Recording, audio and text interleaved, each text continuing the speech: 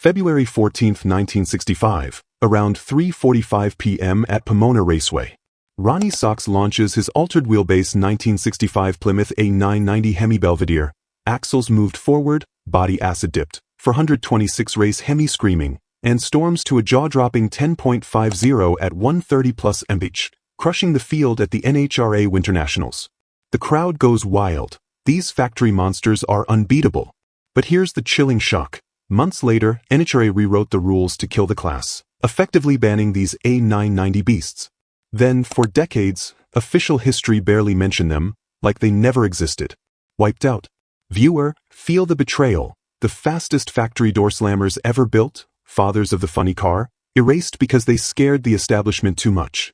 Was it safety or control? This raw real story, from factory madness to sudden ban and quiet cover-up, will stun you. The muscle war that birthed them is next, and it's crazier than you think. Stay with me, the nightmare begins now. The muscle car arms race ignites. The factory warfare that birthed these beasts is next, and the details will leave you speechless. Stay with me, the secret program that made NHRA panic is just getting started. By the early 1960s, Detroit was locked in a full-scale horsepower war.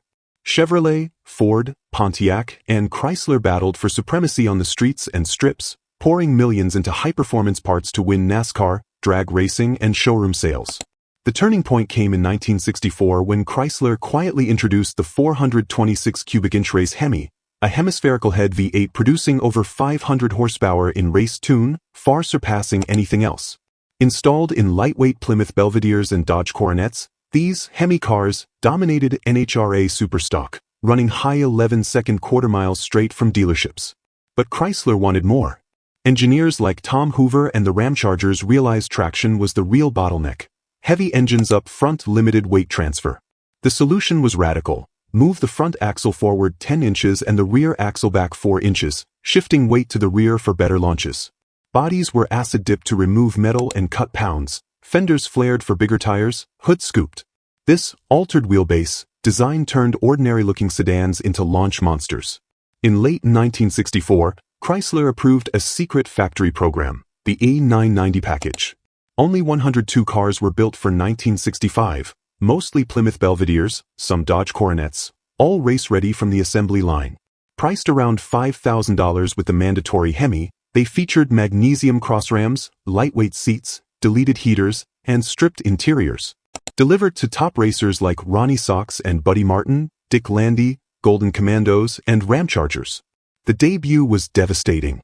At the 1965 NHRA Winter Nationals in Phoenix, February 7, 1965, Sox's altered Belvedere ran 10.60s, shocking everyone. By Pomona NHRA Winter Nationals, February 14th, they were unbeatable. Sox, Landy, and others swept factory experimental, running low 10s while stock wheelbase cars struggled in the 11s. Viewer, feel the chaos. Factory engineers building Outlaw cars on production lines, racers getting brand new beasts that no private team could match. Fans loved the spectacle, door slammers wheeling on launch, looking like stretched cartoons. The altered wheelbase look birthed the funny car nickname. But NHRA officials watched with growing alarm. These cars were too fast, too specialized, far from production. Safety concerns mounted, high-speed instability, tire shake. And privately, some feared Chrysler monopoly. The unstoppable dominance that forced NHRA's hand is next, and the wins that made them pull the plug will shock you. Hold on. The nightmare for traditional racing is about to begin. The secret factory program that made NHRA panic is next, and the wins that forced their hand will shock you. Hold on. The monster they couldn't control is about to run wild. Spring 1965 explodes with Chrysler dominance. The 102 factory-built A990 altered wheelbase cars, mostly Plymouth Belvederes, some Dodge Coronets, hit strips nationwide. Ronnie Sox and Buddy Martin, Dick Landy, the Golden Commandos, and Ramchargers get the prime examples. These aren't private builds. They're straight from Chrysler engineering, coded A990 for the lightweight package. Acid-dipped bodies shedding hundreds of pounds, magnesium crossram intakes, relocated axles, front forward 10 inches, rear back 4, deleted heaters, plexiglass windows, and the ferocious 426 race Hemi tuned to over 500 horsepower on pump gas. The results are devastating. At the NHRA Winter Nationals in Phoenix on February 7, 1965, Sox's Belvedere runs 10.60s, winning easily. 1 week later, February 14th at NHRA Winter Nationals in Pomona, Sox, Landy, and others sweep factory experimental, posting low 10-second ETs while stock wheelbase super stocks struggle in the 11s. By March at the NHRA Southeastern Nationals in Georgia, A990s are untouchable.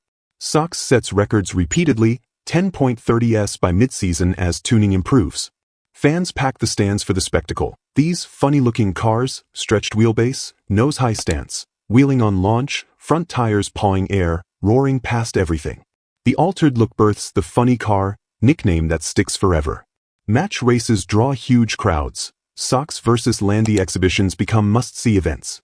Chrysler sales soar, dealers can't keep Hemi cars in stock. Viewer, feel the excitement and fear. Factory engineers pushing boundaries like never before, racers getting brand new weapons no privateer could match, times dropping weekly. NHRA's factory experimental class, created to showcase production performance, is now a Chrysler monopoly. Officials watch in alarm, safety concerns rise, high-speed instability, tire shake, production rules questioned, how, stock, are these 102 special cars, and whispers of favoritism grow. The sudden rule changes that killed them are next, and the real reason NHRA turned against their own creation will anger you. Don't stop, the ban that wiped them out is coming. The sudden ban and NHRA's rule overhaul. The unstoppable dominance that forced NHRA's hand is next, and the wins that made them pull the plug will shock you. Hold on, the nightmare for traditional racing is about to begin. Summer 1965 saw the A990 altered wheelbase cars at their terrifying peak. Ronnie Sox and Buddy Martin, Dick Landy, the Golden Commandos, and Ramchargers swept factory experimental at every major event. At the NHRA Spring Nationals in Bristol, April 1965, Sox ran 10.20s. By the Indy Nationals in September, times dipped into high nines on marginal tracks. Match races drew massive crowds. Sox versus Landy exhibitions packed venues, the stretched, funny-looking Belvederes wheeling dramatically, backfiring flames on shifts, running low 10s consistently while stock super stocks lagged in the 11s. Chrysler reveled in it. The 102 A990 cars, mostly 1965 Plymouth Belvederes RO23, some Dodge Coronets WO23, were marketing gold. Dealers sold street Hemis like hotcakes. Fans adored the spectacle, doorslammers that looked cartoonish but ran like top fuelers. The altered wheelbase design birthed the funny car, term permanently, as announcers joked about their odd proportions.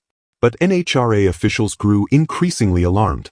The factory experimental class, created in 1964 to showcase production performance, had become a specialized freak show. Safety concerns mounted, high-speed instability from shifted weight, violent tire shake, crashes at speed. Production rules were stretched thin. How, factory stock, were 102 hand-built specials with acid-dipped bodies and relocated axles. Other manufacturers complained bitterly. GM and Ford couldn't match without similar extremes, risking boycott. Behind closed doors, NHRA decided action was needed. For the 1966 season, they announced sweeping changes. Altered wheelbases banned in factory experimental/super stock. Axles must remain in stock locations, minimum weights raised, acid dipping prohibited. The class was restructured to favor true production cars. Overnight, the A990 monsters were effectively outlawed from serious NHRA competition, pushed to match race only or modified classes. Viewer, feel the outrage. Factory teams that invested millions, racers who built careers on these cars, suddenly told they're too dangerous, too specialized. Chrysler protested, but NHRA stood firm, citing safety and fairness. Many saw it as control, preventing one makes monopoly and preserving stock racing. The shift that birthed modern funny cars, and how NHRA downplayed the A990 era, is next. The quiet erasure that followed will anger you. Stay with me, the cover-up begins now. The shift to funny cars and NHRA's quiet rewrite. The sudden ban that killed the A990 class is next, and the real reason NHRA turned against their own creation will anger you. Don't stop now, the quiet cover-up that followed is coming. Late 1965 into 1966, NHRA dropped the hammer. After a season of Chrysler A990 dominance, low 10-second ETs, match race sellouts, and factory altered wheelbase cars sweeping factory experimental, the sanctioning body announced sweeping rule changes for 1966. Altered wheelbases were banned outright in superstock and factory experimental classes. Axles had to stay in stock locations, acid dipping prohibited, minimum weights increased, and specialized lightweight packages limited. The rationale: safety, high-speed instability, tire shake risks, and fairness, maintaining production, appearance, and availability. Viewer, feel the frustration. Chrysler invested millions, built 102 A990 cars specifically for the class, and dominated legally under existing rules. Racers like Ronnie Sox, Landy, and the Ramchargers suddenly found their factory beasts outlawed from serious NHRA points competition. Many saw it as punishment for Chrysler's success, preventing one-make monopoly, while other manufacturers, GM, Ford, complained they couldn't match without similar extremes. The racers didn't quit. They flipped the altered wheelbase concept to tube chassis, funny cars, with fiberglass bodies, floppers like loggy chassis Dodges and Plymouths. Sox and Martin debuted one in 1966, running mid-nines. The funny car explosion took over exhibition and match racing, drawing bigger crowds than heads-up classes. NHRA leaned into the shift, promoting match-bash heads-up racing with stock wheelbase superstocks. Funny cars became the spectacle, but official history downplayed the A990 era, the true bridge from doorslammers to floppers. Yearbooks and records focused post-1966, rarely highlighting 1965's factory monsters. The deliberate erasure that buried these cars forever is next, and the way into rewrote their own past will shock you. Hold on, the cover-up that wiped them out is coming. The quiet erasure begins. The sudden ban that killed the A990 class is next, and the real reason NHRA turned against their own creation will anger you. Don't stop now, the quiet cover-up that followed is coming. With the 1966 rule changes in place, altered wheelbases banned, axles locked to stock locations, acid dipping prohibited, and lightweight packages restricted, the A990 factory monsters were effectively outlawed from NHRA's heads-up classes. The 102 Chrysler-built 1965 cars, Plymouth Belvedere's RO23 and Dodge Coronet's WO23, could still run exhibitions or match races, but no more points, no more factory experimental glory. Racers like Ronnie Sox, Landy, and the Ramchargers adapted quickly. They moved to tube chassis funny cars with fiberglass bodies, keeping the altered look but ditching steel doorslammers. Sox and Martin debuted their flip Dodge in early 1966, running mid-nines and drawing huge crowds. NHRA embraced the funny car spectacle for exhibitions, but pushed hard on match-bash heads-up racing with stock wheelbase superstocks as the real class. The sanctioning body wanted predictable, production-based competition, close races between Chevys, Fords, and Mopars, not one-make freak shows.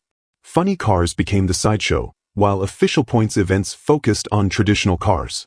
But here's where the erasure began. In NHRA yearbooks, magazines, and official histories from the late 1960s onward, the 1965 A990 altered wheelbase era was downplayed or skipped entirely.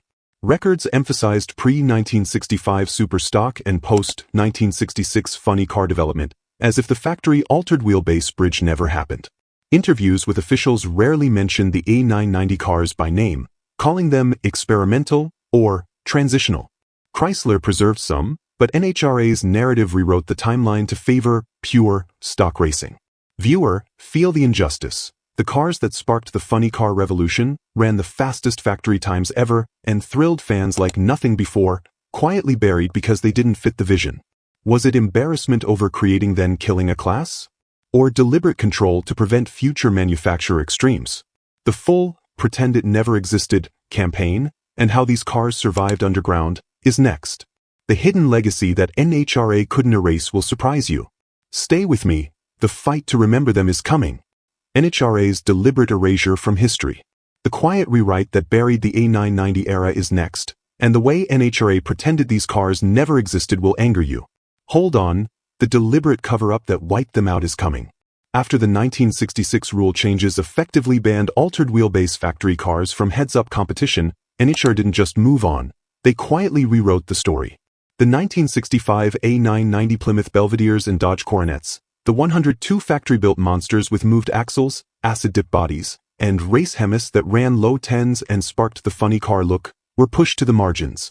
Racers adapted by going to tube chassis floppers for match races, But NHRA's official focus shifted hard to stock wheelbase superstock and the new match bash format. In NHRA publications, yearbooks, and event programs from 1966 onward, the 1965 factory experimental altered wheelbase era was minimized or skipped entirely. Records highlighted pre-1965 traditional superstock and post-1966 funny car development, as if the revolutionary bridge year never happened. Interviews with officials rarely named the A990 cars specifically, calling them experimental excesses or transitional. Chrysler preserved some history through ads and racer memoirs, but NHRA's narrative emphasized pure production, racing, close heads-up battles between stock-appearing cars from multiple manufacturers. Viewer, feel the injustice. These were the fastest factory door slammers ever built, the true fathers of the funny car revolution, thrilling fans like nothing before. Yet because they didn't fit NHRA's vision of controlled, multi-make competition, and perhaps because Chrysler dominated too completely, the entire era was downplayed. Safety was the public reason, but many insiders believe it was about regaining control after creating a class they couldn't manage. The cars survived underground in private collections and nostalgia runs, but official history acted like they vanished. The modern revival that finally brought them back into the light is next, and the way fans forced NHRA to remember will surprise you. Stay with me. The fight to resurrect these wiped-out icons is coming. The cars that survived underground. The deliberate erasure that buried these cars forever is next, and the way fans fought back to keep them alive will surprise you. Hold on, the underground legacy NHRA couldn't kill is coming.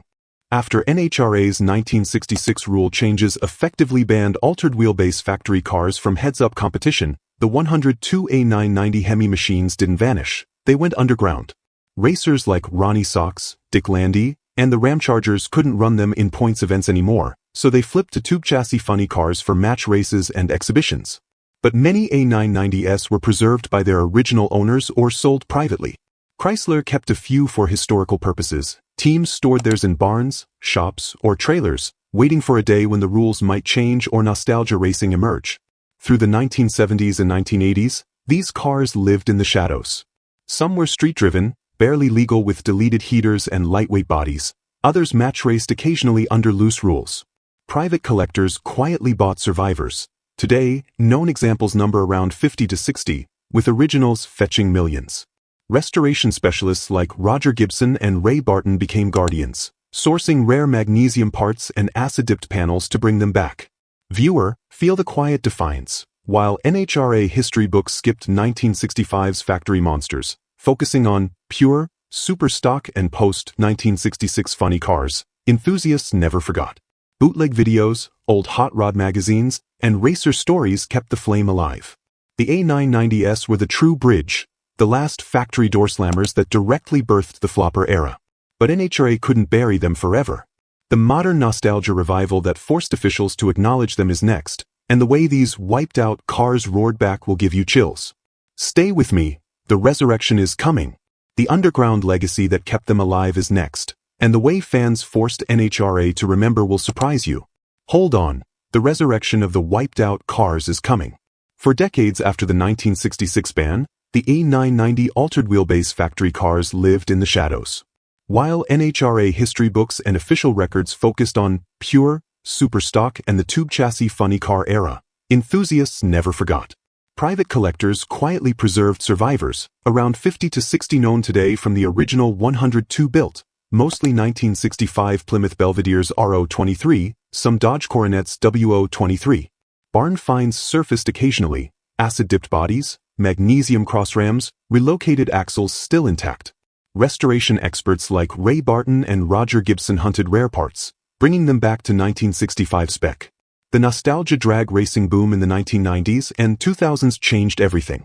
Events like the Monster Mopar Weekend, Chrysler Classic, and independent 1965 FX reunions started featuring A990s. Fans packed stands to see Ronnie Sox's restored Belvedere, Landy's Coronet, or Ramcharger's cars run exhibition passes, low 10s on period tires, wheeling launches just like old times. Videos spread online, old hot rod articles resurfaced, and forums debated. These were the real fathers of funny cars. Why does NHRA ignore them? Pressure built. By the 2010s, NHRA couldn't stay silent. They launched official nostalgia classes, Southeast Gassers Association, A/gas with period rules, and the NHRA Hot Rod Heritage Series included Nostalgia Funny Car and A/FX categories allowing altered wheelbase replicas and originals. Events like the California Hot Rod Reunion and Bowling Green now feature A990 exhibitions regularly, cars like Sox's running mid-nines on modern tracks, drawing huge crowds. Viewer, feel the satisfaction. The cars NHRA once wiped out are back roaring, proving fans never forgot. Restored originals fetch $500,000 plus. Continuation builds sell new. The 1965 era is finally celebrated as the bridge to modern drag racing. But what does this say about NHRA's original ban and erasure? The final truth, and why these cars remain the ultimate band icons, is next.